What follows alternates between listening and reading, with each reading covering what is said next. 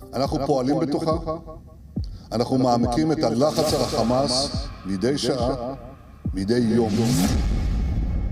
Israeli प्रधानमंत्री Benjamin Netanyahu का ये दावा हमास के खात्मे का नया अलार्म है और अब नंबर है गाजा में हमास चीफ यावा सिनवार का।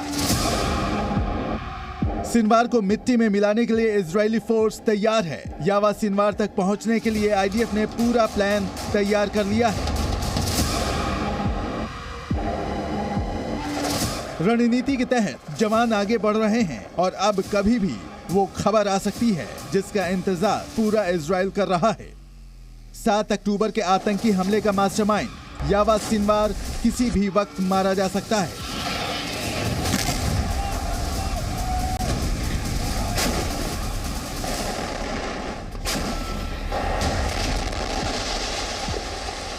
हमास का टॉप कमांडर याह्या सिनवार कभी भी गाजा पट्टी के इलाके के अंदर ढेर हो सकता है। इजरायली सेना का दावा है कि उसके ग्राउंड ऑपरेशन कर रहे जवानों ने उस इलाके को घेर लिया है जहां याह्या सिनवार बंकर में छिपा हुआ है।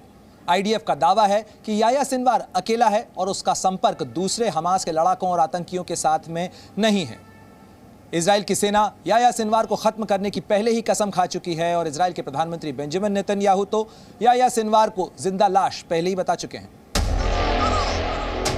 यावा सिनवार हमास का वही सरगना है जिसने गाजा पट्टी में बैठकर हमले की साजिश रची थी।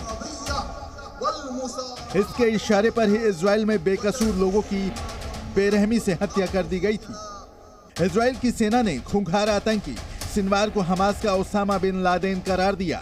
सिनवार को खान यूनुस का कसाई भी कहा जाता है और नेतन्याहू ने उसे छोटा हिटलर भी कहा है। हमले का बदला लेने के लिए इजराइल हमास के ठिकानों को तबाह करने के लिए लगातार बम बरसा रहा है। एयरफोर्स और ग्राउंड फोर्स के साथ ही नेवी भी मुस्तैदी से डटी है और आतंकियों के ठिकाने तबाह करने में पूरी मदद कर रही है। 7 अक्टूबर को हमास के आतंकी समुद्र के रास्ते भी इजरायली सीमा में दाखिल हुए थे, लिहाजा अब इजरायली नेवी समुद्र से किसी भी घुसपैठ को नाकाम करने के लिए मुस्तैद है। गाजा पट्टी में छिपे आतंकियों के खिलाफ इजराइल ऑपरेशन आयरन स्वॉर्ड चला रहा है। हर आतंकी तक पहुंचना और उसे मार गिराना ही आईडीएफ का अंतिम लक्ष्य है। इसी लक्ष्य को हासिल करने के लिए जवान दिन रात जंग लड़ रहे हैं। आईडीएफ की नेहल ब्रिगेड ने मस्जिद में छिपे आतंकियों को भी घेर लिया। इस दौरान हमास के आतंकियों ने एंटी टैंक मिसाइल का इस्तेमाल करने की कोशिश की, लेकिन इसी दौरान इजरायली एयरफोर्स ने सटीक स्ट्राइक की और एक साथ 10 आतंकियों को मार गिराया। हमास को उसके ही गढ़ में खत्म करने के लिए इजराइल की सेना ने पूरा चक्रव्यूह तैयार कर लिया है। उसकी सेना जमीन हो या आसमान, हर जगह से अपने इस चक्रव्यूह पे सटीक वार कर रही है। जमीन के ऊपर और जमीन के नीचे जहां जहां हमास के ठिकाने हैं उनको चुन चुन कर निशाना बनाया जा रहा है। इसके साथ साथ इजरायली वायुसेना के बमवर्षक विमान लगातार बमबारी कर रहे हैं, तो वहीं साथ ही टैंकों के जरिए हर उस इमारत, हर उस ठिकाने और हर उस आतंकी को निशाना बनाने की कवायद चल रही है जो इसका रिश्ता हमास से है। हमास के आतंकियों ने इजराइल को गहरे जख्म दिए हैं और अब उसका खामियाजा आतंकी भुगत रहे हैं। इजरायली फोर्स आतंकियों को मिटाने के मकसद से आगे बढ़ रही है। वहीं हमास ने भी एक वीडियो जारी किया है जिसमें कई आतंकी फायरिंग करते नजर आ रहे हैं। आतंकी पतली गलियों में घूमते हुए नजर आ रहे हैं। इसके साथ ही एक बिल्डिंग के अंदर से लगातार फायरिंग भी कर रहे हैं।